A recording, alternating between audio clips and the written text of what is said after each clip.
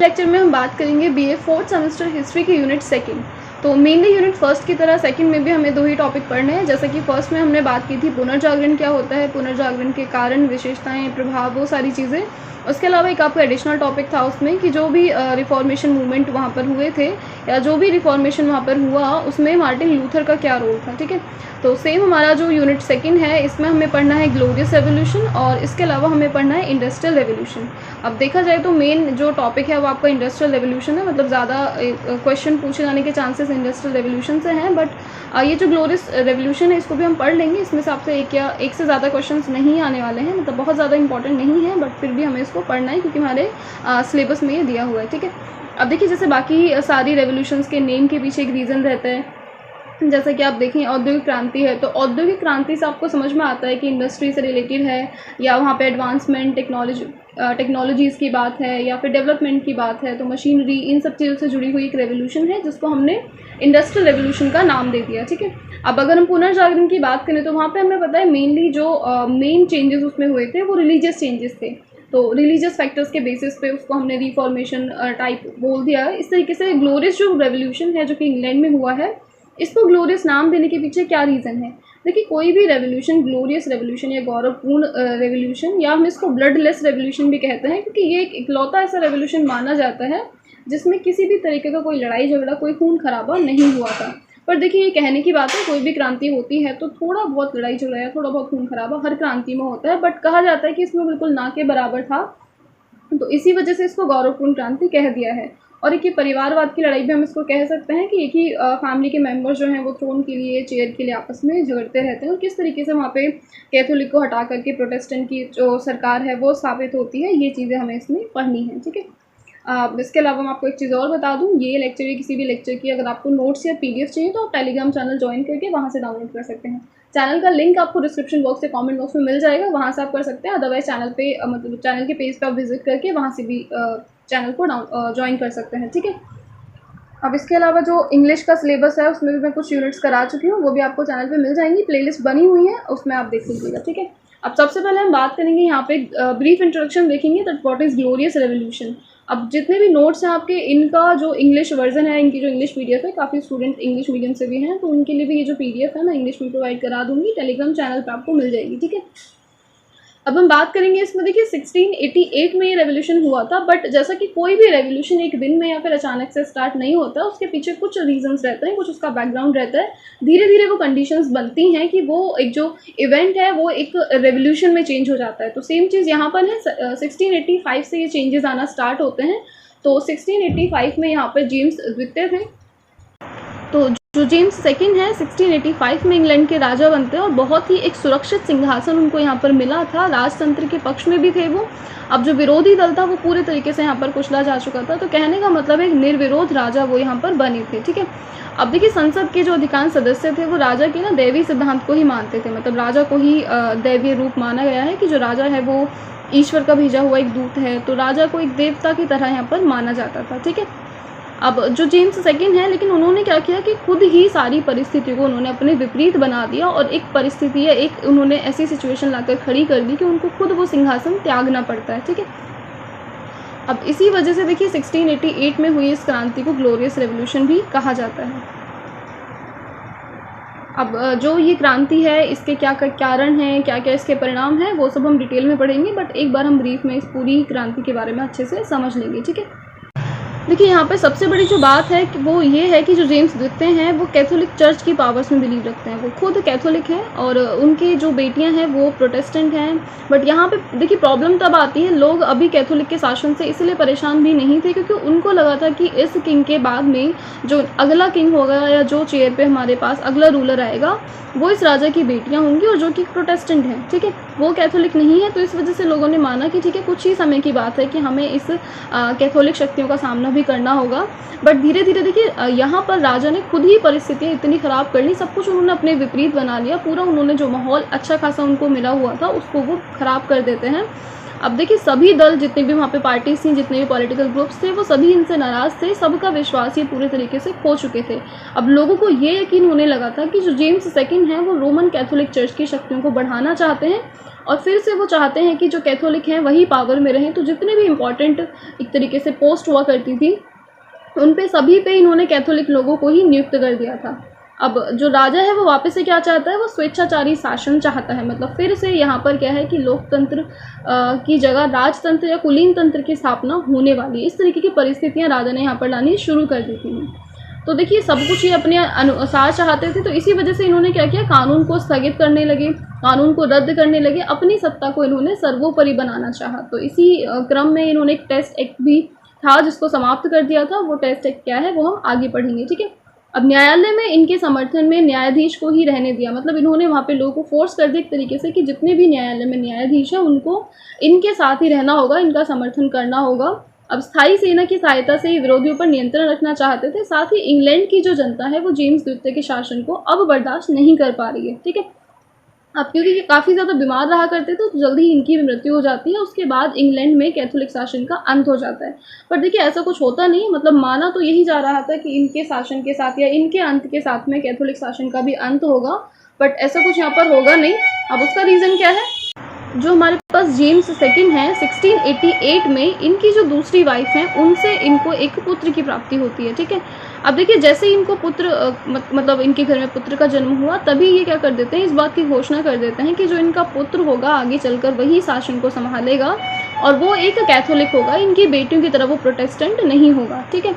तो पुत्र के जन्म ने इंग्लैंड की क्रांति को अविस्मरणीय बना दिया। मतलब अब जो क्रांति होने के चांसेस हैं वो बढ़ गए। इसी वजह से अब लोगों को वहाँ पे ये बिलीव होने लगता है कि ये जो क्रांति है या ये जो शासन है ये कभी ख़त्म नहीं होने वाला है, ये अनंत काल तक चलेगा।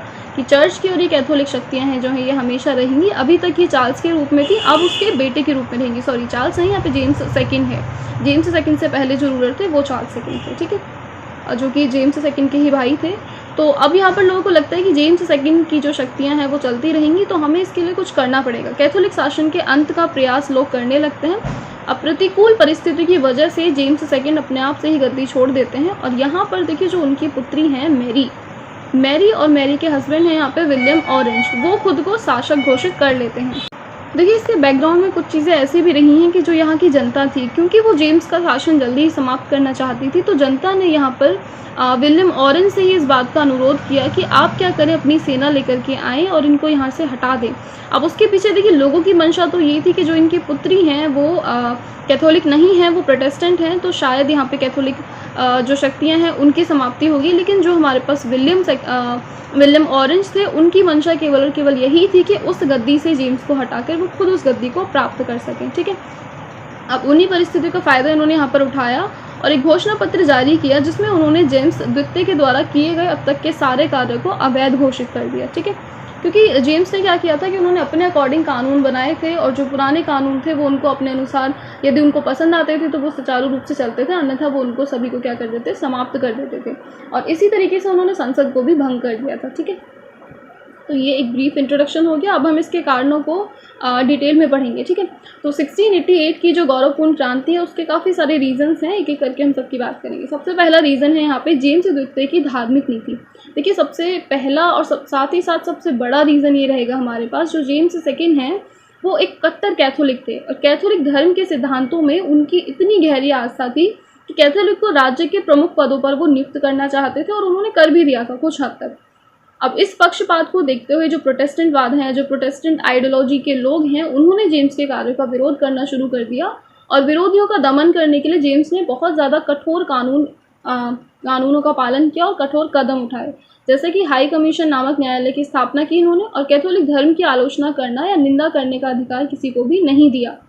विरोध की परवाह ना करते हुए जेम्स द्वितीय ने कैथोलिक धर्म का प्रचार जारी रखा। मतलब ये इस चीज़ को अच्छे से जानते थे कि लोग इनके खिलाफ हैं, कैथोलिक शक्तियों के या कैथोलिक वाद के खिलाफ हैं, उसके अलावा भी मतलब ये जानते हुए भी इन्होंने अपने धर्म का प्रचार यहाँ पर जारी रखा, ठीक है।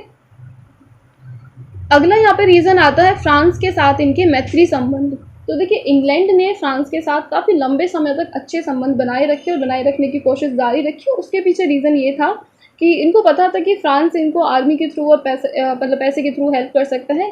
ये भी रीज़न रहा। तो जेम्स सेकंड का यही विश्वास था कि जब भी हमें ज़रूरत पड़ेगी, जो फ्रांस का राजा है उस टाइम पे लुई 14 थे। अब जब हम आगे देखिए, हमें शायद से 3rd या 4th यूनिट में हमें पढ़ना है इसको भी, फ्रांस रेवोल्यूशन को, अमेरिकन रेवोल्यूशन के बाद वहाँ पे हम पढ़ेंगे, तो वहाँ पे लुई 16 होगा। बट अभी जो इस टाइम पे 1688 के टाइम पे रूलर था वो लुई 14 था। तो लुई 14 से इनको उम्मीद थी कि जब हमें ज़रूरत होगी वो हमें सेना भी देंगे, साथ ही साथ वो हमें खूब सारा धन भी देंगे। तो इस वजह से फ्रांस के साथ इन्होंने अपने संबंध बनाए रखे और रोमन कैथोलिक की सुविधाएं इनको प्रदान होती रहीं। प्रोटेस्टेंट धर्म के अनुयायियों पर ये अत्याचार करते रहे और इंग्लैंड की जो जनता थी, जो प्रोटेस्टेंट जनता थी, वो इस प्रकार के अत्याचार को सहन नहीं कर पा रही थी। तो उसने जेम्स द्वितीय का विरोध करना शुरू कर दिया। ठीक है, तो बाकी रीजंस में ये रीजंस भी हमारे पास रहेगा। बाकी जो मेजर है वो इनकी धार्मिक नीतियाँ थी। उसके अलावा देखिए टेस्ट एक्ट क्या है, ये इंपॉर्टेंट है थोड़ा सा, मतलब आपसे अलग से भी पूछा जा सकता है। जिन यूनिवर्सिटीज़ में वेरी शॉर्ट क्वेश्चन आते हैं वहाँ पे आपसे ये पूछा जा सकता है। लेते हैं टेस्ट एक्ट के प्रति उदासीनता। तो क्या था ये टेस्ट एक्ट? देखिए, टेस्ट एक्ट का मतलब था केवल और केवल जो अंग्रेजी चर्च के फॉलोवर्स हैं वही राज्य कर्मचारी के रूप में नियुक्त किए जा सकते हैं। अब इस नियम की वजह से कैथोलिक की नियुक्ति नहीं की जा सकती थी। इसमें जेम्स सेकंड ने टेस्ट एक्ट को रद्द करने की कोशिश की, लेकिन संसद ने ऐसा करने की अनुमति उनको नहीं दी। अब जो जेम्स सेकंड है वो संसद की इस बात से बहुत नाखुश हो जाते हैं, असंतुष्ट हो जाते हैं और वो संसद को ही स्थगित कर देते हैं। मतलब ये एक ऐसे रूलर रहे कि जिन्होंने संसद के कानूनों को भी नहीं माना। जब इनको वो कानून अपने अकॉर्डिंग नहीं लगे तो इन्होंने संसद को भी रद्द कर दिया। ठीक है, नेक्स्ट आता है यहाँ पे निलंबन और विमोचन के अधिकार का प्रयोग। तो निलंबन और विमोचन के अधिकारों का प्रयोग जेम्स सेकंड का इस पर कहना था कि आवश्यकता होने पर राजा किसी भी नियम को स्थगित कर सकता है, किसी भी नियम को रद्द कर सकता है और इस अधिकार का प्रयोग करके उसने कैथोलिक के विरुद्ध बने सभी कानूनों को रद्द कर दिया। मतलब जितने भी कानून कैथोलिक चर्च के या फिर जो कैथोलिक लोग हैं उनके खिलाफ बने हुए थे, सभी कानूनों को ये रद्द कर देता है और इंग्लैंड की जनता बहुत ज़्यादा इससे नाखुश होती है और इनका विरोध और ज़्यादा वहाँ पर बढ़ जाता है। इसके अलावा देखिए, धीरे धीरे इन्होंने हर चीज़ में हस्तक्षेप शुरू किया। तो शिक्षा से कैसे पीछे रह सकते हैं, तो यहाँ पर फिर विश्वविद्यालय में इन्होंने हस्तक्षेप करना शुरू किया और जेम्स सेकंड ने विश्वविद्यालय के कार्यों में भी हस्तक्षेप किया। विश्वविद्यालय में बड़े बड़े पदों पर इन्होंने क्या किया, जो कैथोलिक हैं उनकी नियुक्ति की। तो कैम्ब्रिज विश्वविद्यालय के जो उप कुलपति थे उनको इन्होंने पद से हटा दिया, क्योंकि उसमें एक कैथोलिक को डिग्री देने से मना कर दिया था। तो सिर्फ इस वजह से उनको हटा देते हैं। ऑक्सफोर्ड विश्वविद्यालय में भी कैथोलिक धर्म का प्रचार की व्यवस्था इन्होंने की और क्रिस्ट चर्च के अध्यक्ष के पद पर एक कट्टर रोमन कैथोलिक को इन्होंने नियुक्त किया। विश्वविद्यालय के कार्यों में हस्तक्षेप से भी जनता काफ़ी नाखुश होने लगी थी। तो ये भी बाकी रीजंस में एक मेन रीज़न माना जाता है। फिर आता है धार्मिक न्यायालय की स्थापना। देखिए, न्याय कभी भी धर्म के आधार पर या किसी मतलब न्याय का कोई आधार होना ही नहीं चाहिए, बट इन्होंने क्या किया कि धार्मिक न्यायालय की स्थापना की।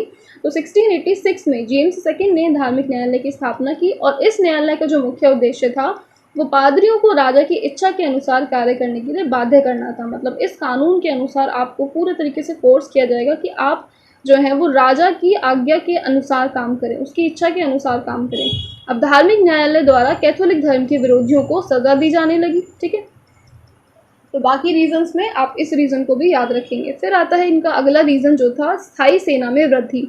तो जेम्स सेकंड को सुरक्षित सिंहासन प्राप्त हुआ था, लेकिन उस समय ना तो आंतरिक विरोध था ना ही कोई भी विदेशी आक्रमण का डर था। लेकिन फिर भी जेम्स सेकंड ने अपनी सेना में वृद्धि की और वो इस वृद्धि को ना बढ़ाते चले गए। सैनिकों में अधिकांश जो लोग थे वो कैथोलिक थे। तो इससे लोगों का जो विश्वास था या जो लोगों का पहला स्वभाव था वो उनके मतलब अकॉर्डिंग या उनके साथ में वो नहीं रहा। उन्होंने क्या किया कि जनता का विश्वास वो होने लगे। अब जेम्स सेकंड स्थायी सेना की सहायता से अपना जो शासन है वो अपने अनुसार करना चाहते थे। वो चाहते थे कि शासन में हर पद पर सिर्फ और सिर्फ कैथोलिक ही रहें। ठीक है, तो इस वजह से उन्होंने शासन में और जो सेना है उसमें भी क्या किया, कैथोलिक की वृद्धि बढ़ा दी। अगला यहाँ पर आता है स्कॉटलैंड और आयरलैंड के प्रति नीति। तो देखिए, जैसे कि जेम्स सेकंड ने इंग्लैंड में किया कि उन्होंने हर पद पर कैथोलिक को चुनना शुरू कर दिया, तो वैसे ही जेम्स सेकंड के अकॉर्डिंग स्कॉटलैंड और आयरलैंड में भी क्या है, ऊंचे ऊंचे पदों पर ना कैथोलिकों की नियुक्ति होने लगी। अब आयरलैंड के प्रोटेस्टेंट जो थे वो भयभीत होने लगे। सेम चीज़ स्कॉटलैंड में हुई कि रोमन कैथोलिक को पूरी धार्मिक स्वतंत्रता दे दी गई, जिससे कि लोगों में असंतोष बढ़ जाता है और आगे चलकर क्रांति संभव हो सकती है। मतलब क्रांति की जो संभावनाएं हैं वो बढ़ जाती हैं। अब अगली चीज़ उन्होंने क्या की, 7 पादरियों का मुकदमा।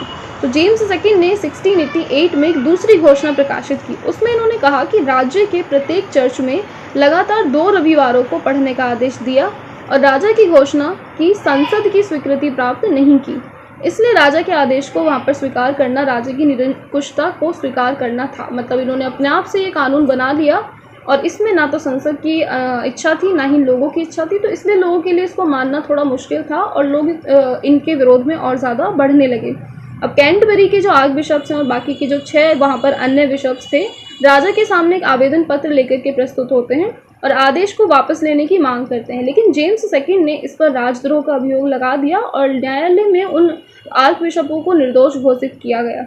लेकिन लोगों ने आनंद और उत्साह की लहर दौड़ जाती है इस बात से कि जब राजा ने तो उनके खिलाफ मुकदमा चलाया, लेकिन न्यायालय ने उनको वहाँ पर निर्दोष साबित या निर्दोष घोषित कर दिया। ठीक है, देखिए अब इस विरोध का सबसे बड़ा रीज़न जो आता है वो आता है पुत्र का जन्म। जैसे कि मतलब हमने ऊपर भी देखा था कि जेम्स सेकंड ने अपनी कैथोलिक पत्नी से एक पुत्र को जन्म दिया और इससे लोगों को लगने लगा कि भविष्य में भी कैथोलिक शासन हम पर बना रहेगा और ज़्यादा हावी हो सकता है।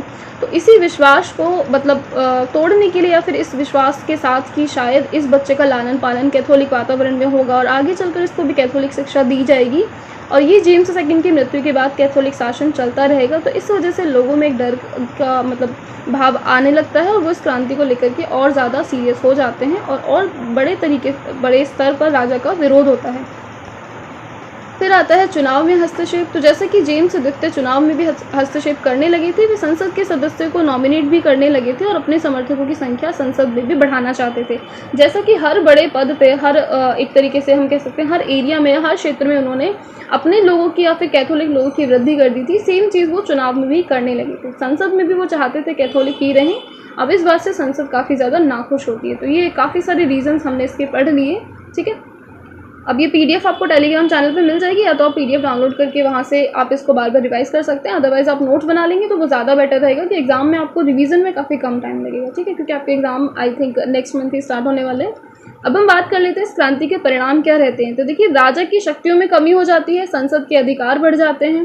क्रांति के बाद में बहुत सारे अधिनियम बनते हैं क्योंकि पुराने सारे चार्टर्स को, पुराने सारे एक्ट को राजा ने भंग कर दिया था, मतलब क्योंकि उनको वो अपने अनुसार सही नहीं लगे। तो इस वजह से राजा के जाने के बाद या उस क्रांति के बाद में और भी अधिनियम वहाँ पर बनते हैं।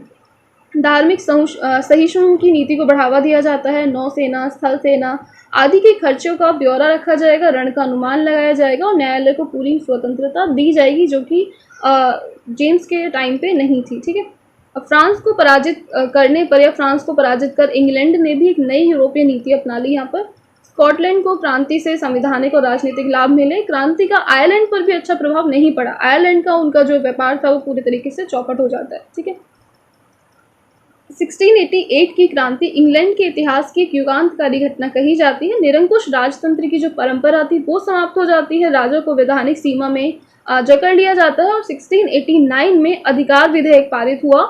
इसके अनुसार जो राजा है वो संसद की सहमति के बिना ना तो किसी कानून को स्थगित कर सकता है, ना ही कोई कानून को वो लागू कर सकता है, ना ही वो कोई नया कर लगा सकता है, ना ही किसी व्यक्ति की वो सज़ा को माफ़ कर सकता है। और स्पष्ट रूप से कह दिया गया कि कैथोलिक या कैथोलिक स्त्री से शादी करने वाला कोई भी व्यक्ति इंग्लैंड की गद्दी का अधिकारी नहीं होगा।